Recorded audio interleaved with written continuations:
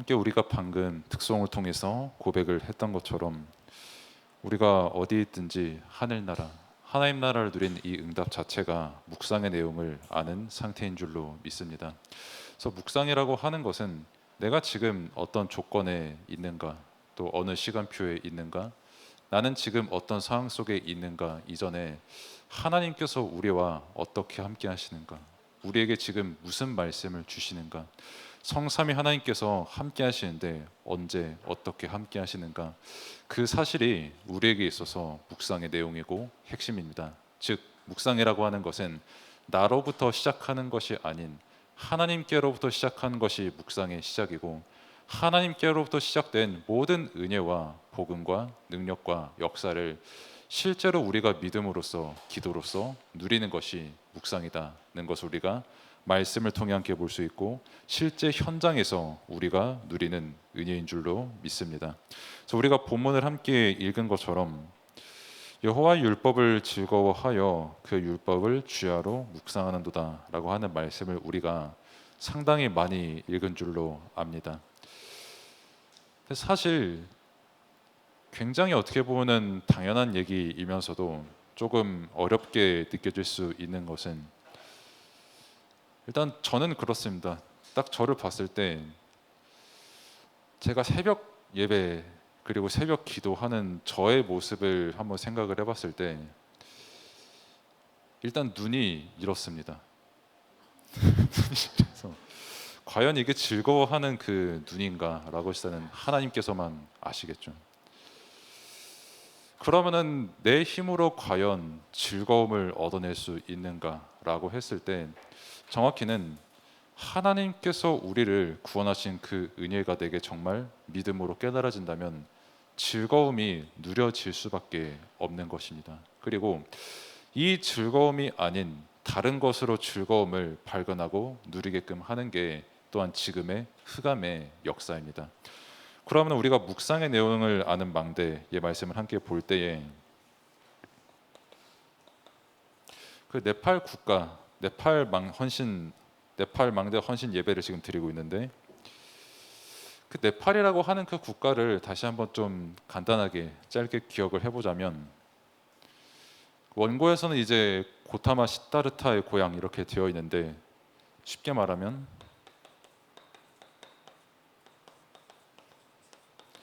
부처의 고향이라고 할 수 있는 곳이 네팔입니다. 그래서 이제 실제 그 네팔의 룸비니라고 하는 그곳에는 굉장히 많은 사원들과 그런 문화들이 갖추어져 있다고 합니다. 뭐 그런 문화적인 특성이 있다고 하고, 아무튼 그것이 무엇을 입증합니까라고 했을 때 이 인물이 네팔에서 났다라는 것을 뜻합니다. 그래서 길 가다가 이제 간혹 불상을 볼 일이 캠프 때 있을 것이고, 또 길 가는 현장에 절이 있다면은 이 형상이 있을 것인데 보면서 생각하시면 됩니다. 아, 저 양반은 네팔에서 온 양반이구나라고 생각을 하시면 되고, 그게 아무것도 아닌 것 같은데 네팔 국가를 향한 굉장히 큰 기도가 된다는 것을 우리가 알아야 됩니다. 네팔로부터 왔구나.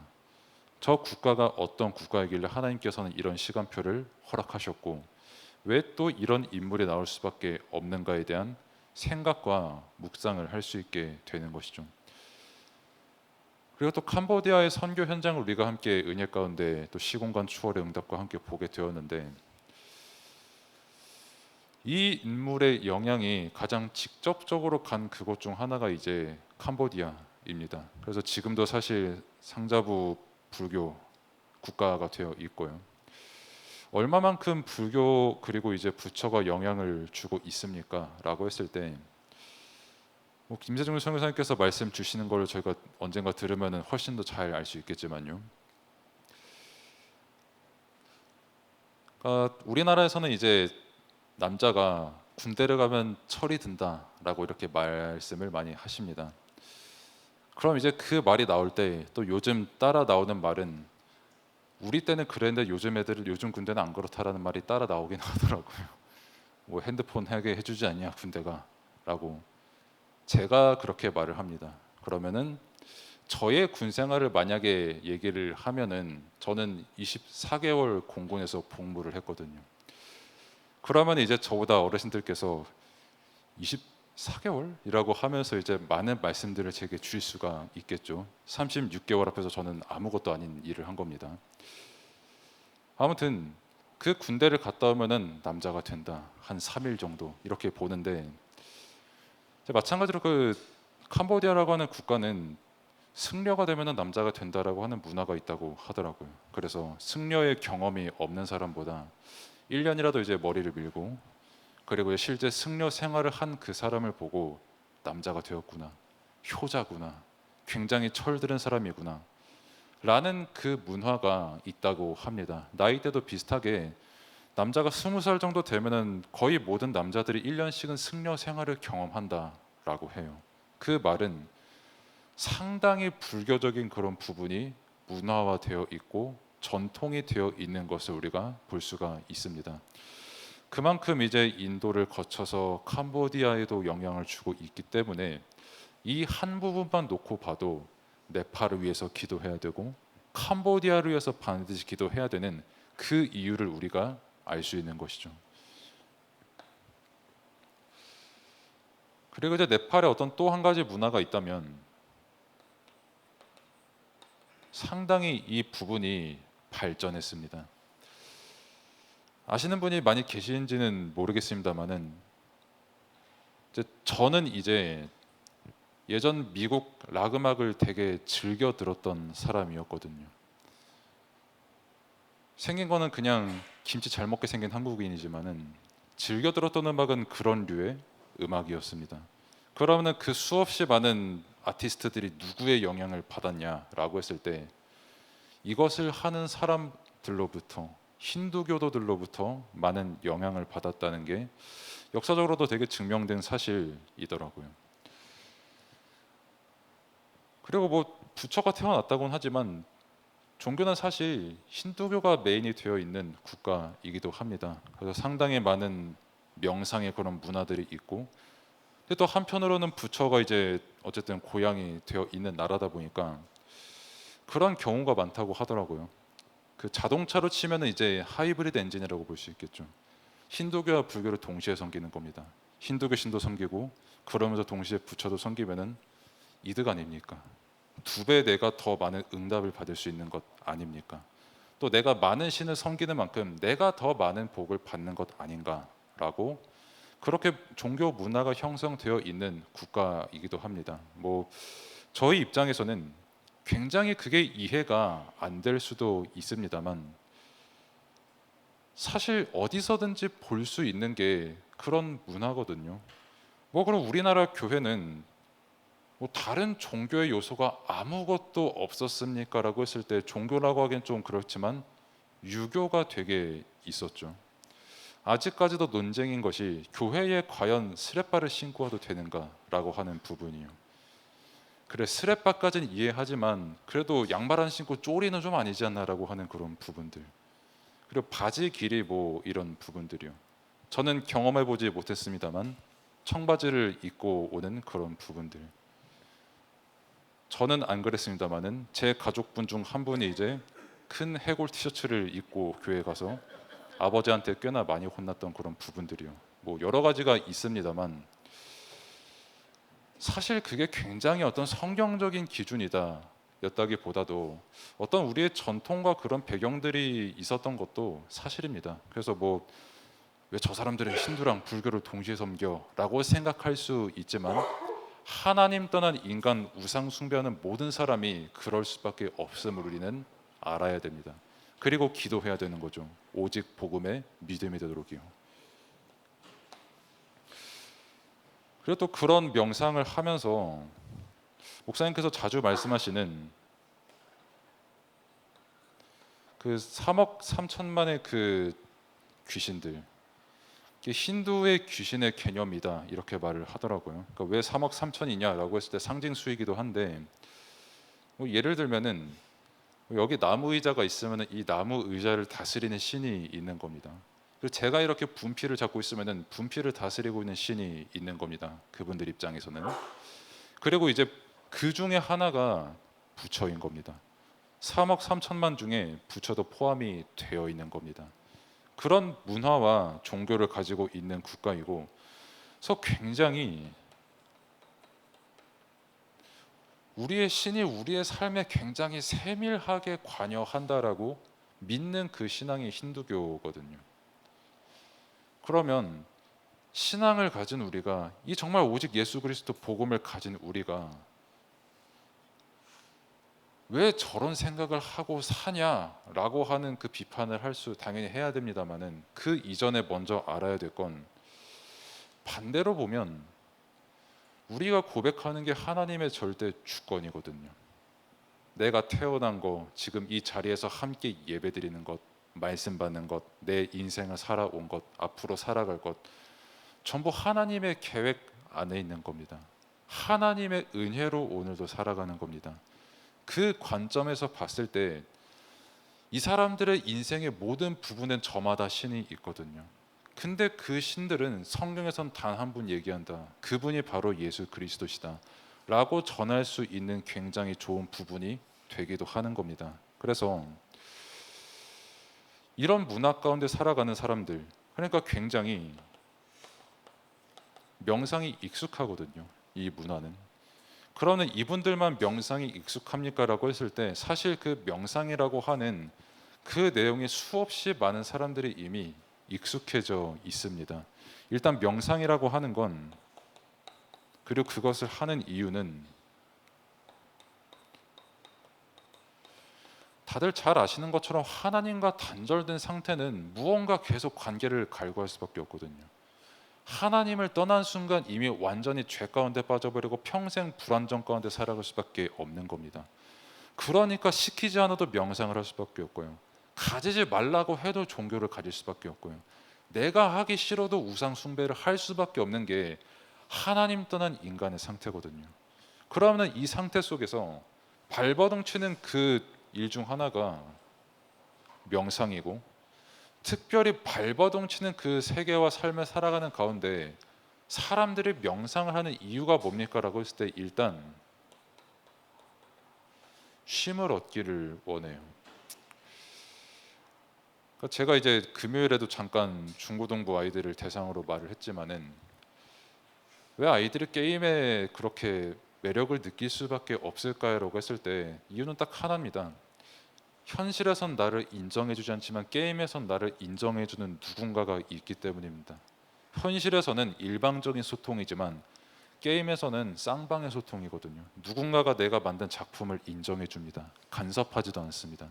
그냥 내가 원하는 대로 살아갈 수가 있는 곳이 그 현장입니다.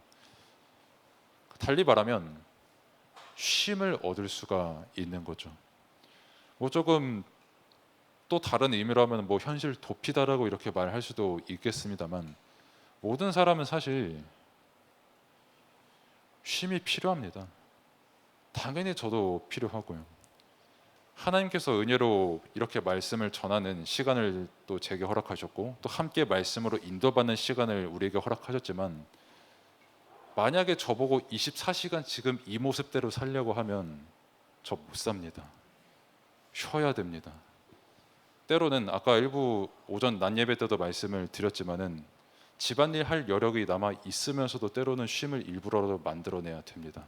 저는 그만큼 약한 육신을 가지고 있고, 때로는 제 정신과 영혼에 쉼을 얻어야 될 시간도 있는 거예요.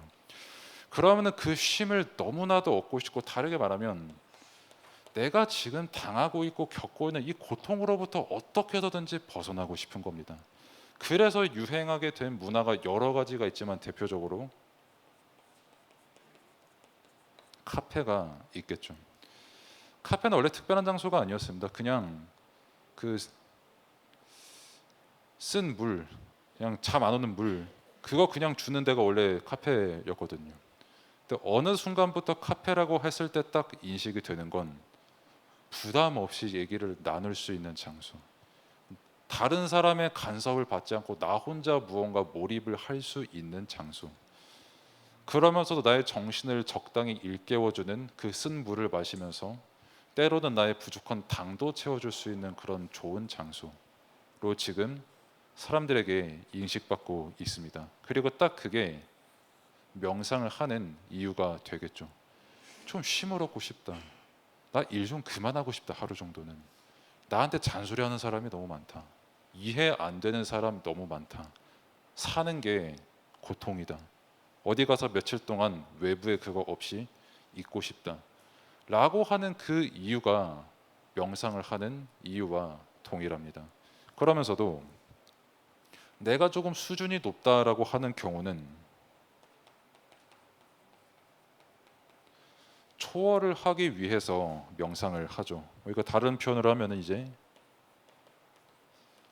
뭐 해탈의 경지에 이르기 위해서라고 이렇게 표현을 합니다. 그래서 제가 애용하는 게 이제 서점 중에는 교보문고입니다. 근데 그 교보문고에 아주 당당하게 베스트셀러로 등재가 되어 있는 게 시다르타라고 하는 책이죠. 그 이분의 이름입니다. 시다르타.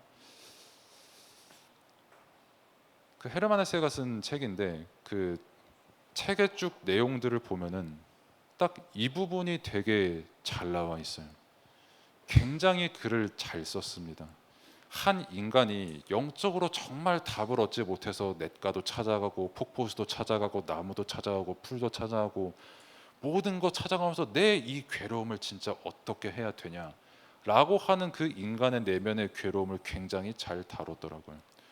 그러면서 이 사람이 어느 순간 해탈을 하는데 얻은 답이 결국 뭐냐라고 했을 때 뭐 풀, 폭포수, 뭐 자연 만물 그리고 나 그냥 동일하구나. 그냥 아무것도 아닌데 그냥 하나구나. 라고 하는 사는 사료 무는 무리로다 하는 그 부분들에 대한 딱 답을 내리죠.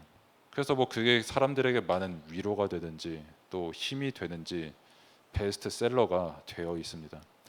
참 이런 부분을 랩런트들에게 공유하기 되게 저는 좋다고 느끼는 게 야 30대 40대 베스트셀러 봐라.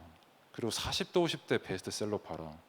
다 시다르타 뭐 니체 쇼펜하우어 책이 다 1위다. 왜? 인생의 답을 못 얻거든. 무언가로부터 이 고통으로부터 피하고 싶고 쉬물었고 싶거든. 근데 평생 여기서 무언가 고통 당할 수밖에 없는 그 상태 가운데 살아갈 수밖에 없거든. 왜? 하나님을 떠났기 때문에요. 성경은 분명히 말합니다. 하나님을 떠난 순간 죄인이라고요. 하나님을 떠난 순간 평생 마귀의 괴기 아래 사로잡혀 살아갈 수밖에 없다고요. 지옥 배경 아래 살아간과 동시에 이미 사는 그 자체가 지옥이라고요. 성경은 우리에게 분명히 증거하고 있습니다. 그 성경의 말씀으로부터 완전히 자유로워지는 사람 세상에 단 한 사람도 없습니다. 그래서 나름대로의 어떤 고통에서 벗어나려고 명상을 하지만 벗어날 수 없는 저 현장을 보면서 하나님께서 우리에게 주신 그 답이 묵상이라는 겁니다. 그러면 그 묵상은 뭡니까? 라고 했을 때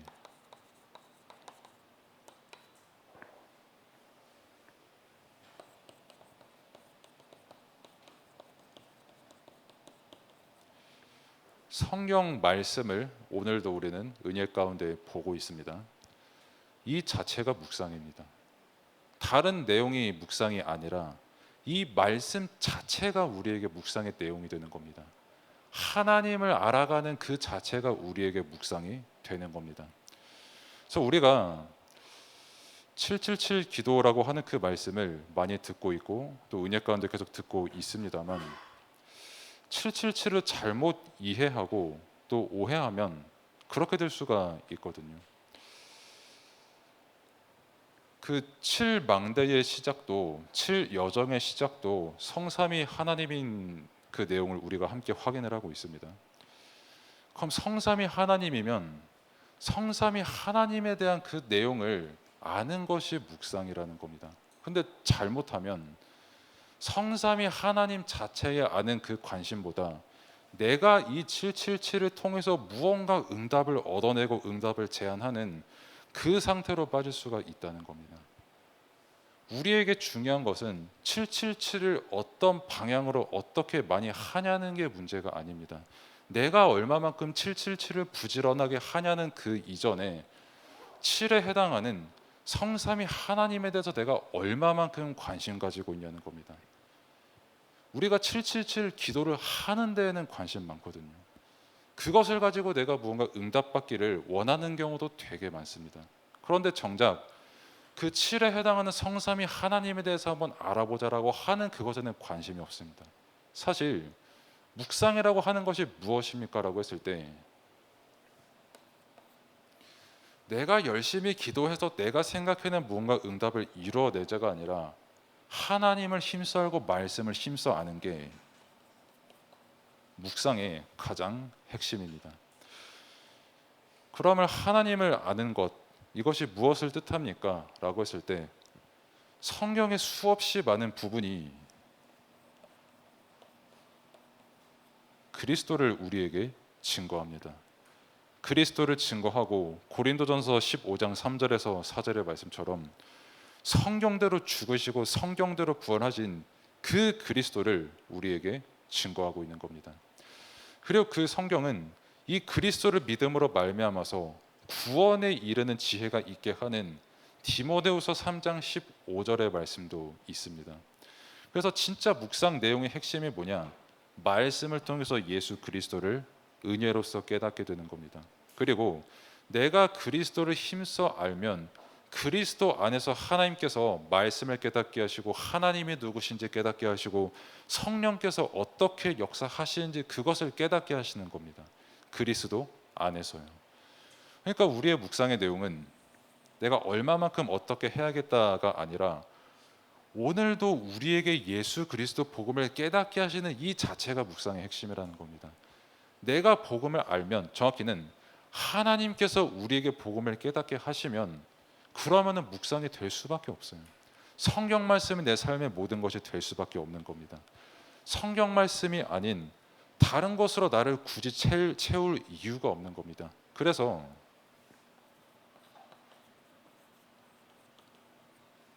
말씀으로 나를 채우는 게 너무 기쁘고 감사한 겁니다. 요한일서 1장 4절의 말씀처럼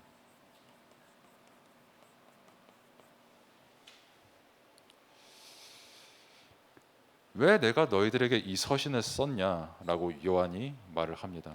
그리고 그 답은 우리의 기쁨이 충만하게 하려고, 그리고 당신들에게도 마찬가지로 이 하나님의 빛 되신 예수 그리스도께서 말씀으로 오신 것, 그것으로 당신들에게 충만하게 하려고 우리가 이 말씀을 쓴다. 즉, 왜 우리에게 지금 이 시간에도 말씀이 증거됩니까? 하나님께서 우리에게 복음을 채우시려는 겁니다. 그 채워진 복음 안에서 감사함으로 하나님을 바라보는 게 묵상입니다. 내가 원하는 바를 바라보고 또 내가 싫은 그 율법은 또 반대로 배제하는 그것이 아니라 하나님께서 원하시는 그것을 바라보면서 그것이 나의 기쁨이 되는 게 묵상입니다. 그래서 이 묵상의 내용을 아는 사람은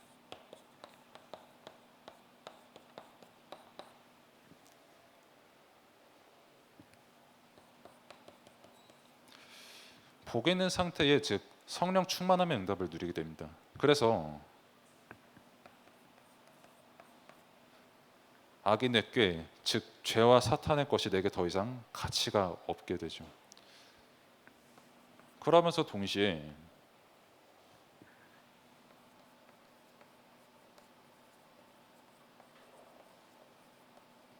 나의 마음이 아닌 그리스도의 마음을 품게 됩니다. 빌립보서 2장 5절에서 말한 것처럼 그가 십자가를 지시고 죽으시고 부활하실 만큼 우리를 사랑하신 것과 또 우리의 구원을 계획하시고 작정하신 것과 그분께서 지금 우리와 함께 하시는 그 은혜로 충만한 마음이 됩니다. 이것을 다르게 표현하면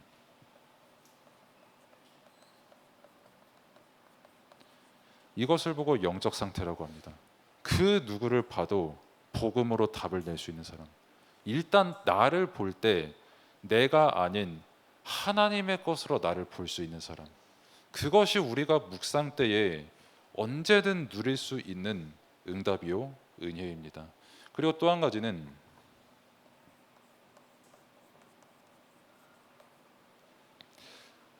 자랑의 내용이 바뀝니다. 로마서 1장 16절의 말씀처럼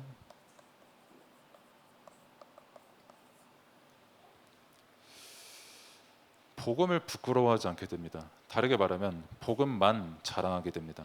여러 번 말씀드렸지만 내가 복음을 부끄러워한다라고 하는 것은 여러 의미가 있지만 그 중에 하나가 내가 복음보다 다른 것을 더 자랑스럽게 여기는 겁니다. 그런데 내가 자랑하는 그 어느 것보다도 복음이 내게 자랑이 됩니다. 복음이 내게 가장 행복이 됩니다. 복음이 내게 가장 큰 능력임을 깨닫게 됩니다. 그리고 이것이 정말 나의 자랑이 된 사람은